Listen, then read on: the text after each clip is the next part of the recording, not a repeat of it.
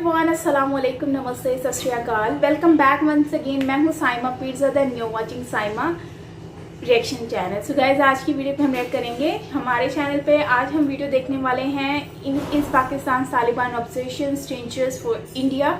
इसका पार्ट 1, इसको हमने बेसिकली 2 पार्ट्स में किया है। पार्ट 1 जो है वो मैं ऑलरेडी कर चुकी हूँ साइमा रिएक्शन चैनल पर। सो उसका लिंक मैं इसी वीडियो के कमेंट सेक्शन में दे रही हूँ, पिन कर दूंगी, और वो भी आप देख सकते हैं। सो अभी हम पार्ट 2 करने वाले हैं। वीडियो अच्छी लगे लाइक कीजिएगा, शेयर कीजिएगा, एंड सब्सक्राइब नहीं किया सब्सक्राइब भी कीजिएगा। एंड ऑल्सो मैंने अपना व्लॉग अपलोड कर दिया है on Saima Pirzada vlog channel पर।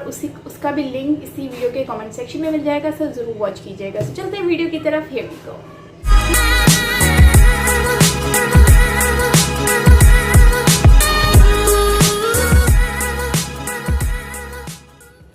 सुनी इवन भारत के कुछ शिया लीडर्स जैसे कुछ क्लिप हम आपके साथ व्यूअर्स के साथ शेयर कर सकते हैं, वो भी अपनी मोहब्बत का इजहार करते हैं। कुछ अपने आप को शायर कहने वाले लोग, वो भी अपनी मोहब्बत का इजहार करते हैं तालिबान के साथ। तो ये जो कुछ फैक्शंस हैं भारत में भी तालिबान से मोहब्बत का इजहार करते हैं, इससे भारतीय समाज को कितना कंसर्न होना चाहिए? देखिए सर, ये पता है क्या, ये मैं आपको बताता हूँ। थोड़ा सा एक पाकिस्तान प्रेम भी है इससे, क्योंकि देखिए अगर हम मुसलमान की बात करें, हम इस्लाम की बात करें, तो जो बेचारे अफगान हैं जो भाग रहे हैं, जहाज़ों से गिर रहे हैं बेचारे, और जिनके बच्चे मर रहे हैं, वो भी तो मुसलमान हैं सर, वो भी तो मुसलमान हैं। ये लोग जो हैं ये मुसलमान में भी फ़र्क करते हैं, है ना सर। ये मुसलमान में भी फ़र्क करते हैं। पाकिस्तानी मुसलमान अच्छा है, अफगान मुसलमान बुरा है। ये माइंड सेट है, क्योंकि इन लोगों का जो आइडियोलॉजिकल किबला जो है, नजरियाती किबला जो है, वो पाकिस्तान की तरफ पॉइंट करता है, right. And many of them, इनके फोर फादर्स थे who were involved in the Pakistan movement. तो अब ये गए नहीं वहां पे, अब यही चक्कर है ना कि अब गए नहीं। तो आप ठीक कह रहे हैं कि 99% ऑफ द इंडियन मुस्लिम्स, उनको कोई तालिबान से लेना दे, वो अपनी दाल रोटी के चक्कर में है, नौकरी, ठीक है, बेटी बेटे पढ़ जाएं। मेरे कितने मुस्लिम फ्रेंड्स हैं सर, उनका चक्कर ही पता है, वो कभी तालिबान वालिबान के चक्कर नहीं पड़ते। उनका सिंपल सा काम है कि मेरी सैलरी इतनी थी, अब मुझे वहां से कोविड के चलते सैलरी बढ़ी नहीं मेरी 1 साल से, अब मुझे वहां से जॉब ऑफर मिल रहा है तो मेरी 20% सैलरी बढ़ जाएगी। उनका ये कंसर्न है, जो मेरे दोस्त हैं मैं उनकी बात कर रहा हूँ। किसी का ये कंसर्न है कि यार मेरी बहन पढ़ाई करना चाहती है तो मैंने बैंक से लोन लिया है और वो अभी डॉक्टर बनने जा रही है, उनके ये कंसर्न है। पर क्या होता है कि कुछ लोग ऐसे हैं जो तालिबान को पसंद करते हैं। मैं उनसे सिर्फ एक कहना चाहता हूँ कि सर, अगर आपको तालिबान इतना अच्छा लग रहा है तो आप थोड़े समय के लिए वहां पे वक्त गुजारिए। आप थोड़ा जाइए अफगानिस्तान में, तालिबान एक बार। ये जो शायर है ना मुनव्वर राणा, ये कहते हैं कि साहब तालिबान ये तालिबान वो, और कि इनको ये नहीं पता कि ये जो काम करते हैं जिससे मुनव्वर राणा का घर चलता है, तालिबान की नजरों में वो भी गुनाह है, राइट। तालिबान की नजरों में किसी भी किस्म की तफरीह जो है वो गुनाह है।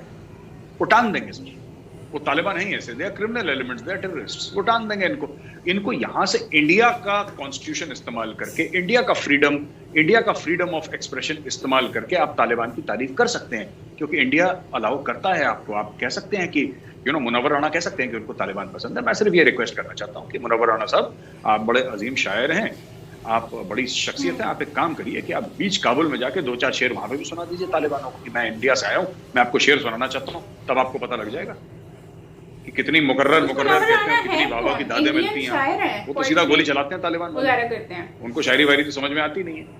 किसी भी प्रकार की सर कविता, शेरो शायरी, पोएट्री, कुछ भी दे डू नॉट अप्रिशिएट, वो सीधा गोली मारते हैं सर। ये कहते हैं कि मुनव्वर राणा का एक स्टेटमेंट आया कि मैं भी वही बिलीव करता हूं जो तालिबान बिलीव करता है कि पैसा मर्द को कमाना चाहिए, औरत को नहीं।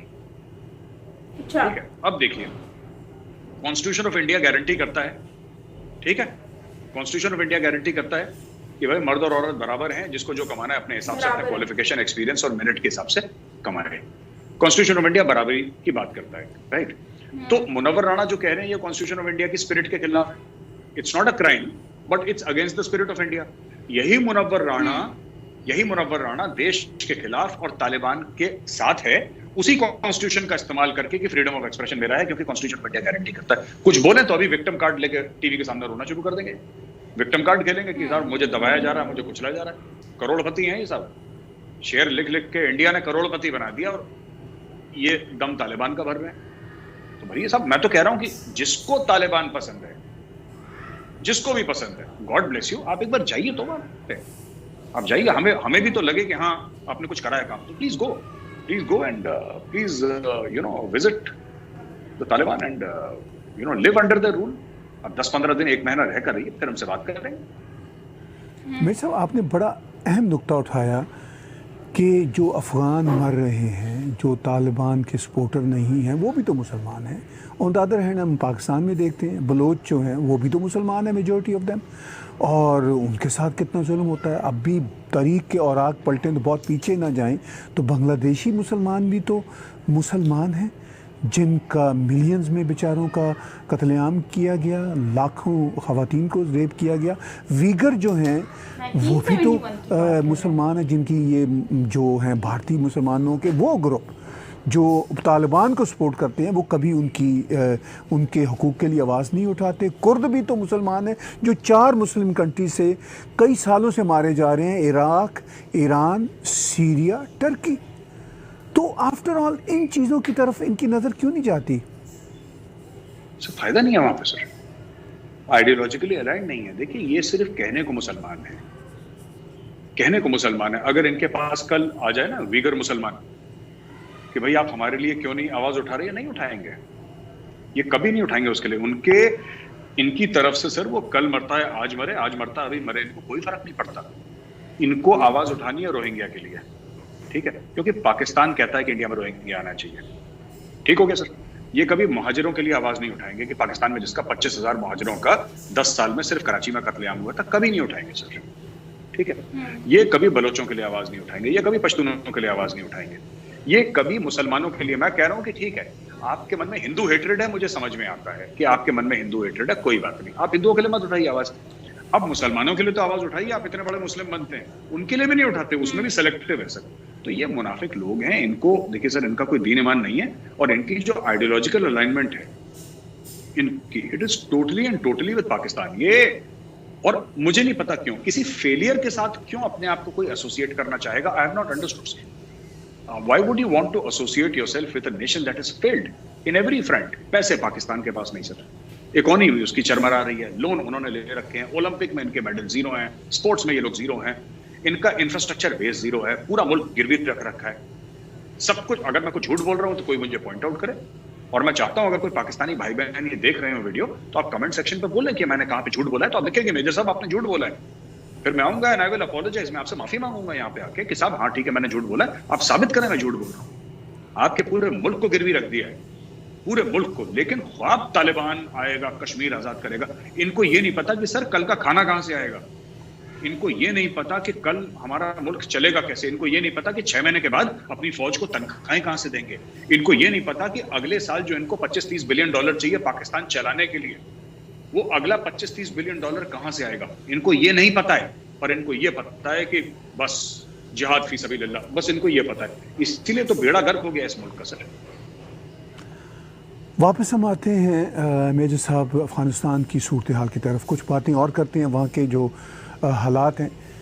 मुझे ये बताइए कि नॉर्दर्न अलायंस एक बहुत बड़ा वहाँ पे फोर्स का मंबा होता था, उनकी जो फोर्स थी वो तालिबान के लिए रेजिस्टेंस थी।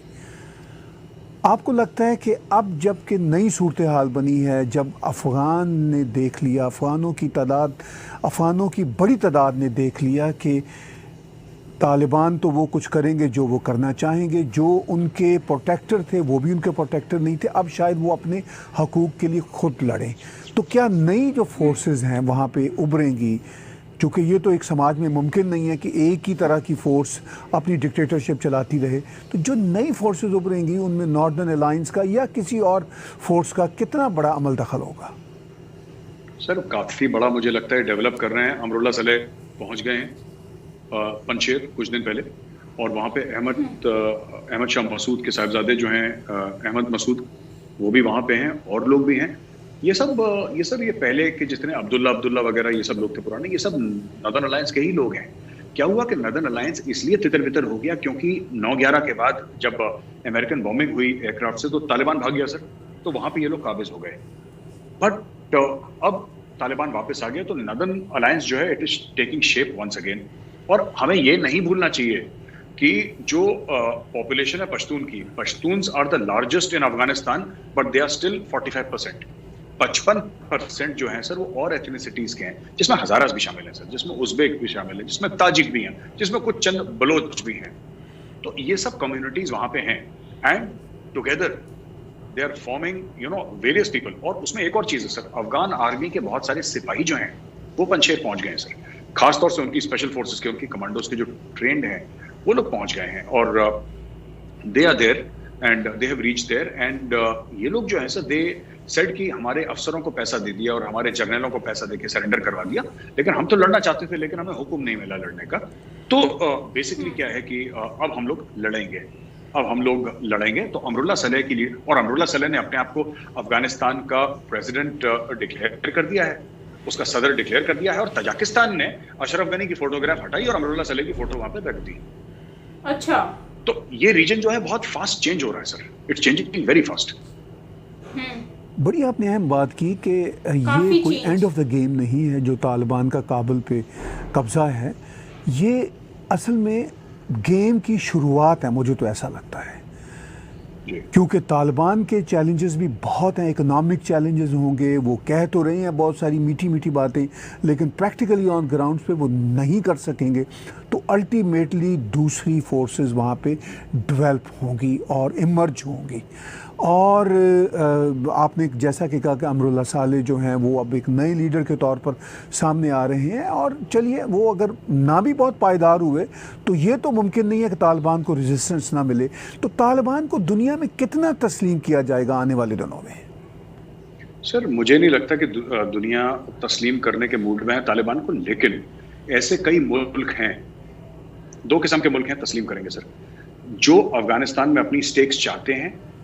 ये पंट है sir, it's a betting game, कौन से घोड़े पे कौन पैसा लगा रहा है इसमें, ठीक है। अब जैसे कुछ लोग हैं जो इसलिए तस्लीम करेंगे क्योंकि चीन ने उनको पैसे दे रखे हैं। अब ये डिपेंड करता है, चीन भी देखेगा इनका बिहेवियर तालिबान का, क्योंकि चीन ऐसे नहीं करेगा कि 10 लोगों को फोन करके बोल दिया कि तुम तस्लीम करो अफगानिस्तान को, और पता लगा कल की 25-30 मुल्कों ने तस्लीम कर दिया। चीन भी ये देखेगा कि इनकी कारकर्दगी कैसी है, इनके कॉल ऑफ फेल में फर्क तो नहीं है, जो क्योंकि they also realize China is a very smart player. China will never put troops on the ground in Afghanistan sir. China अपने फौजी, मेरे हिसाब से, मुझे ऐसा लगता है, and I could be wrong, but मेरा ये असेसमेंट है सर, मेरा तर्जिया है कि चाइना कभी ट्रूप्स ऑन द ग्राउंड नहीं डालेगा अफगानिस्तान में। चाइना चेक लिखा गया, क्योंकि उनको पता है। और चाइना ऐसे ही मुल्कों में आता है इन्वेस्टमेंट करने के लिए जहां पे इंस्टेबिलिटी होती है, जहां पे करप्ट पॉलिटिकल लीडरशिप होती है सर, और जहां पे चाइना मन मर्जी के दामों पे लोन दे सकता है। तो चाइना ने इनको रिकॉग्नाइज करा है, अब चाइना देगा तालिबान को लोन। चाइना पैसे नहीं देगा सर, वैसे गिफ्ट नहीं देगा जैसे अमेरिकन देते हैं। अमेरिकन ने तो अफगान सरकार को दिया ही है पैसा, कुछ मांगा थोड़ा है, बिलियंस ऑफ डॉलर्स खर्च कर दिया। अमेरिका ने तो कुछ नहीं बोला कि हम तुमसे वापस लेंगे।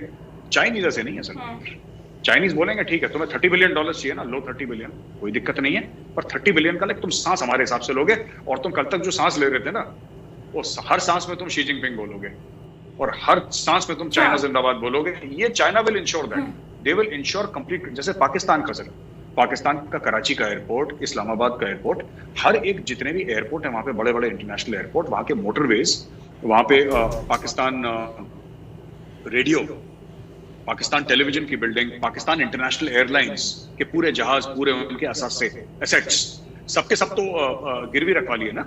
जब सबके सब गिरवी रखवा लिए, पैसा दिया उसके एवज में, उन्होंने गिरवी रखवा लिए। अब एक काबुल इंटरनेशनल एयरपोर्ट जाएगा सर, काबुल इंटरनेशनल एयरपोर्ट जाएगा, वो पैसा देंगे बिल्कुल, चाइनीज मना नहीं करेंगे पैसा देने के लिए, और इनकी मजबूरी है भाई। आप इक्तिदार में आ गए, आपको इक्तिदार की हवस थी, आप काबुल पे चढ़ दौड़े, अब संभालो, पैसा कहां से आएगा? देखते हैं कितना संभालते हो, संभालो। क्योंकि सर ऐसा, देखिए आपने नदर्न अलायंस की जो बात करी ना ताहिर साहब, वो एक सच्चाई है। जो अब अफगान झंडा लेके खड़े हो रहे हैं अफगानिस्तान का, वो भी एक सच्चाई है। लेकिन जब ये सब चीजें, वो कहते हैं ना, जब नई नई शादी होती है तो everybody is in a state of euphoria for a few months, फिर उसके बाद प्रैक्टिकल लाइफ आपको हिट करती है ना, कि जैसे लोन के पैसे देने हैं, EMI जानी है ना, मेडिकल इंश्योरेंस के पैसे जाने, ये सब जिंदगी की सच्चाइयां हैं सर, विच तालिबान, इफ देखिए चाइना ने रिकॉग्नाइज कर लिया। अब अगर चाइना की नजरों में तो लेजिटिमेट गवर्नमेंट है, अब अगर वो लेजिटिमेट गवर्नमेंट है तो फिर उनको ये करना पड़ेगा कि देन इनको जो पब्लिक वर्क्स हैं वो भी रन करने पड़ेंगे, इनको टैक्स भी कलेक्ट करना पड़ेगा सर। जो कर है, जो कर वसूलेंगे या टैक्स लेंगे वो भी इनको लेना पड़ेगा, इनको इलेक्ट्रिसिटी भी जनरेट करनी पड़ेगी, इनको कॉलेजेस भी चलाने पड़ेंगे, इनको insurance companies, banking sector, reserve bank of Afghanistan या स्टेट बैंक जो भी इनका है अफगानिस्तान में, ये सब इनको करना पड़ेगा, इनको सब करना पड़ेगा सर। एक पूरा, वो तो एक पूरा एक इकोसिस्टम है ना सर, एक पूरा एक कंट्री का तो पूरा इकोसिस्टम है। अब तालिबान को तो एक्सपीरियंस नहीं है वो इकोसिस्टम रन करने के लिए, तो तालिबान किसी ना किसी से तो बोलेगा कि भाई साहब आप जाके हमारी मदद करिए। आज भी अपना जो मुल्क का कूड़ा है पाकिस्तान खुद नहीं उठाता, टर्किश कंपनीज को उसने कॉन्ट्रैक्ट दे रखा है। 75 साल आजादी के हो गए, पर लेकिन अभी भी अब बनने के हो गए, आजादी हमारी थी, पाकिस्तान तो क्रिएट हुआ था, 75 साल हो गए, आज भी उन्होंने टर्किश कंपनीज को कूड़ा उठाने का कॉन्ट्रैक्ट दे रखा है। तो वही अफगानिस्तान में भी होगा sir, because they have not developed capacity, और जो भी पुरानी रेजीम के थे उनको तो मार डाला, या फिर मार डालेंगे, या फिर उनको भगा देंगे, उनको ट्रस्ट नहीं करेंगे, यही चीज है। तो वही बात जो मैं अभी पीछे कह रहा था कि अभी तो गेम शुरू हुई है, लोगों का ये ख्याल है कि तालिबान के कब्ज़े से एंड ऑफ द गेम हो गई है। नहीं, इनफैक्ट वो एक मुनीर नियाज़ी का खूबसूरत शेर है कि एक और दरिया का सामना था मुनीर मुझको, मैं एक दरिया के पार उतरा तो मैंने देखा।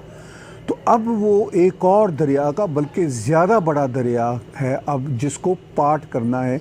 मालूम नहीं पार कर पाएंगे या नहीं कर पाएंगे। आपको क्या लगता है कि क्या तालिबान की सरकार, अव्वल तो वो पूरी की पूरी बनेगी नहीं, एक मिली जुली सरकार अभी भी जो बनेगी, मिली जुली सरकार बनेगी जिसमें इकोनॉमिस्ट होंगे, बहुत बड़े बड़े माहिरीन होंगे, लेकिन ये सिलसिला तो पहले दिन से ही डामाडोल और मुझे तो डोलता हुआ नज़र आ रहा है।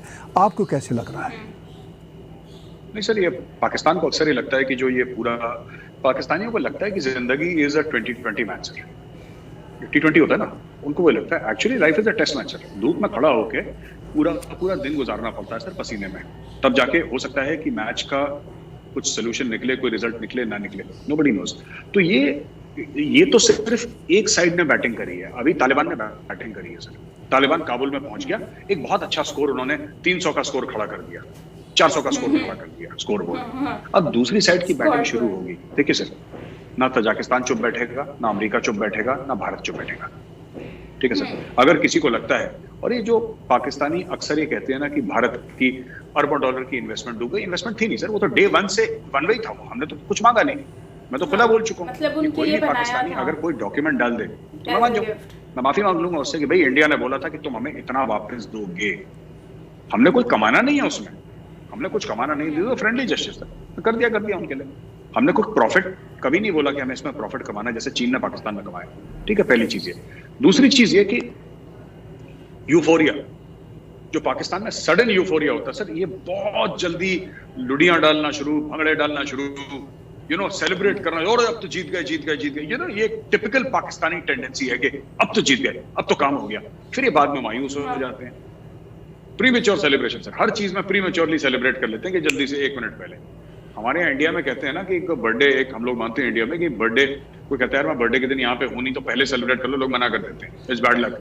कहते नहीं, एक बार बर्थडे हो जाए उसके बाद सेलिब्रेट करेंगे, पहले मत करो। डोंट टेम्प्ट फेट, जिसको कहते हैं ना डोंट टेम्प्ट फेट। तो Pakistani love to tempt fate, इसलिए जलील होते हैं सर ज्यादा। तो ये कहानी है मेरे हिसाब से। आखिर में मेजर साहब, जो इस वक्त कॉम्प्लेक्स सिचुएशन है और जो हमने बातचीत की, इस सारी को अगर आप सम अप करना चाहें तो कैसे करना चाहेंगे?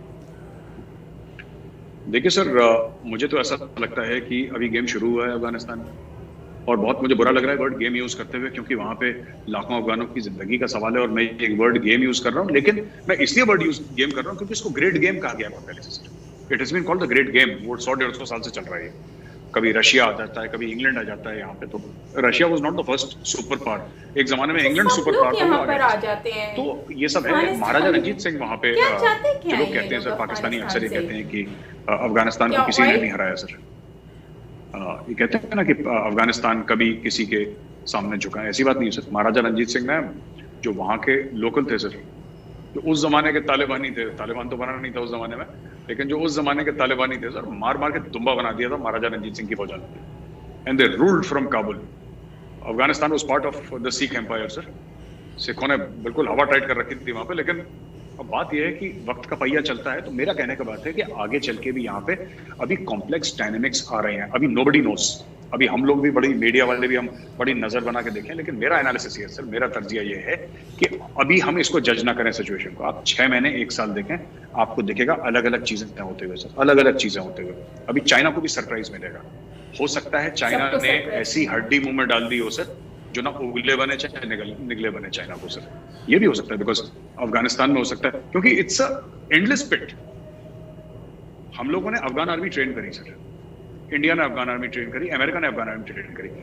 अब मैं ताहिर साहब आपको बताता हूँ ना, हम लोग हथियार दे सकते हैं, हम लोग हथियार चलाना सिखा सकते हैं, जज्बा हम थोड़ा ना डाल सकते हैं सर। अगर आपको खुद आएगा, मैं ही हूँ अफगान आर्मी में, और मुझे बोला है कि ठीक है तुम्हारी बेहतरीन ट्रेनिंग है, बेहतरीन हथियार है तुम्हारे पास, और तुमने इंडिया या अमेरिका में तुमने ट्रेनिंग करी, इंडियंस या अमेरिकन में तुमने ट्रेन करा है, सामने जो सामने वाला आता है तुम्हें देता है 2 लाख रुपए और तुम कहते हो ठीक है चलो यार मुझे लड़ना ही नहीं, तो इसमें ना इंडिया की गलती है ना अमेरिका की गलती है। अगर किसी को अपना ईमान बेचना है तो सर उसमें I mean what can anybody do, what can anybody से, ये तो कुछ नहीं कर सकता। तो लोग पैसा लेके गए, अशरफ गनी भी पैसा लेके गया सर, उनका जो मार्शल है मैं नाम बोल रहा हूं वो भी पैसा लेकर गया, सब लोग पैसा लेकर गए, चाइनीज ने पैसा बांटा, सब लोग फुर हो गए सर अपनी हवाई जहाज, और आम अफगान को मरने के लिए छोड़ गए तालिबान के अंडर।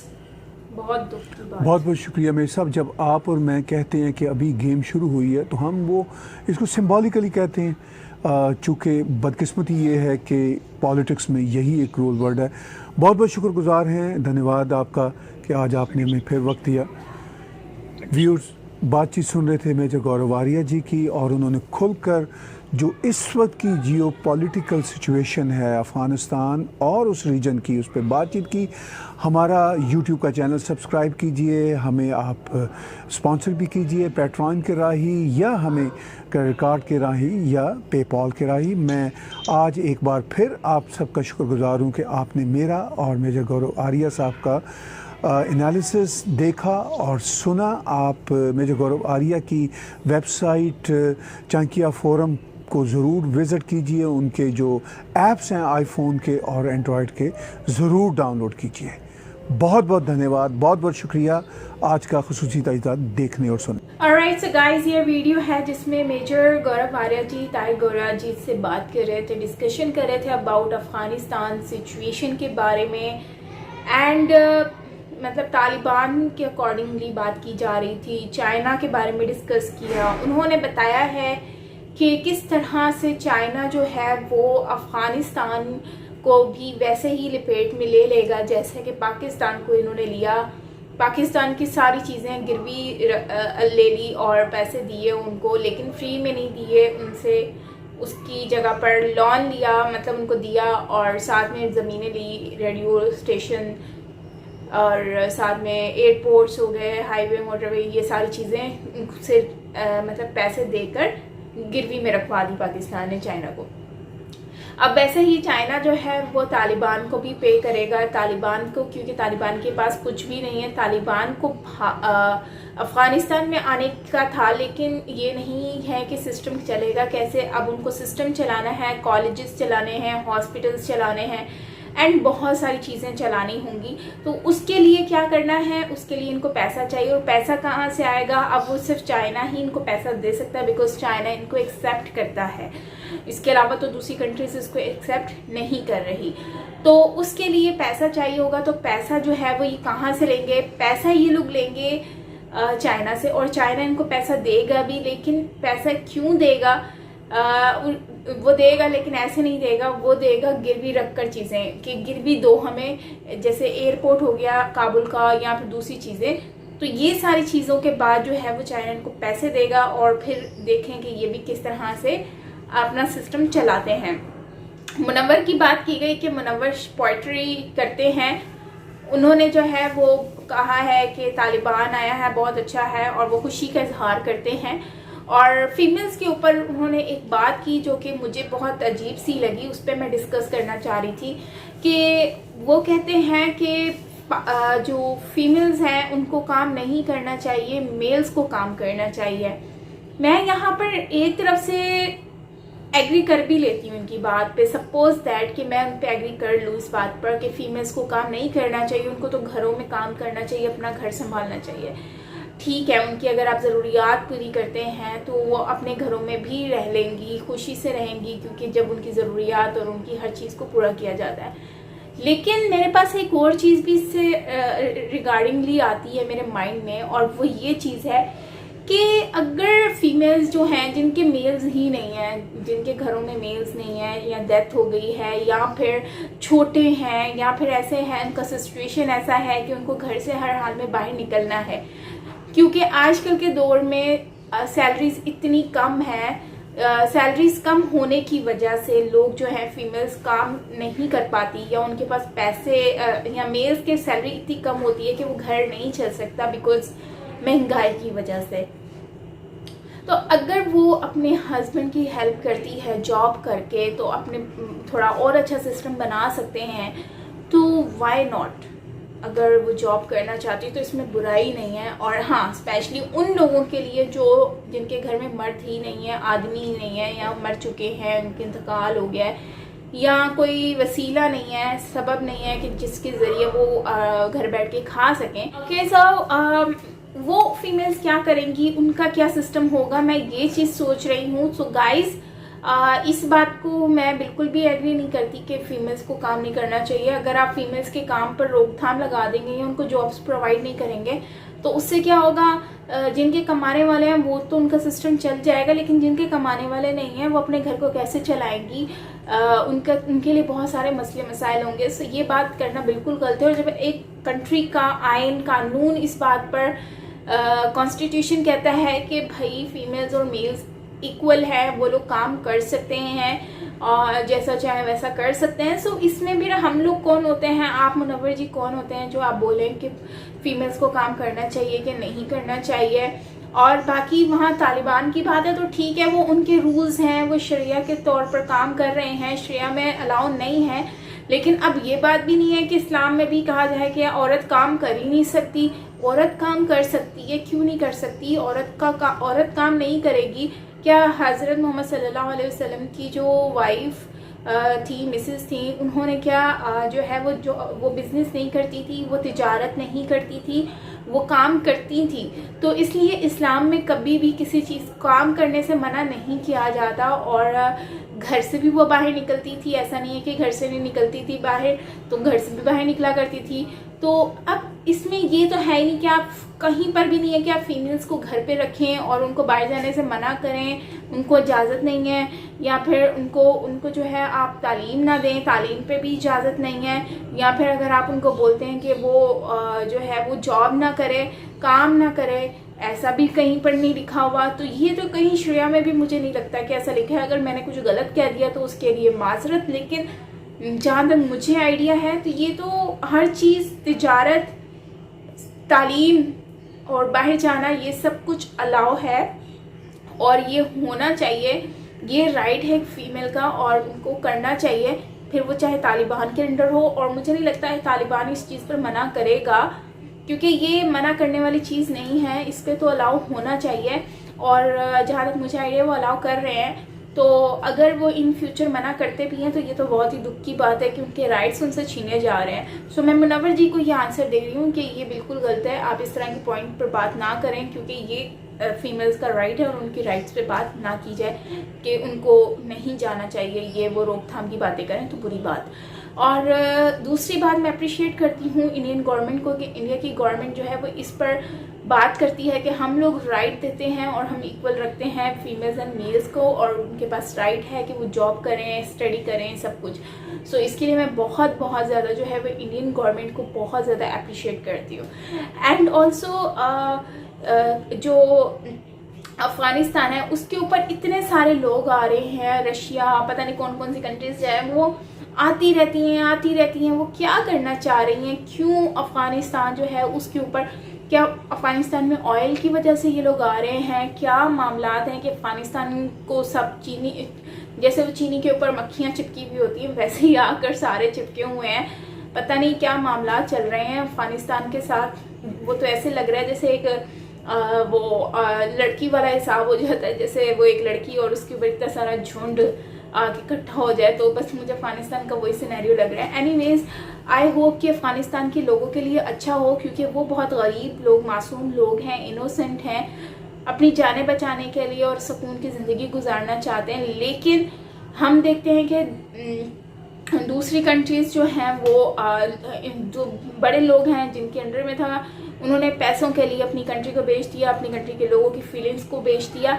सो मैं यही कहूँगी कि आने वाला वक्त अफ़गानिस्तान के लोगों के लिए अच्छा हो और उनके लिए, सबके लिए अच्छा हो। और बाकी इंडिया में जितनी भी चीज़ें अफ़गानिस्तान में बनाई थी, मैं अभी वो देख ही रही थी कि वहाँ पर तो सारा इंडिया ने ही जो पार्लियामेंट बनाया इतना खूबसूरत बनाया, बट वो तो इन्होंने फ्री ऑफ कॉस्ट बना कर दिया था एज अ गिफ्ट।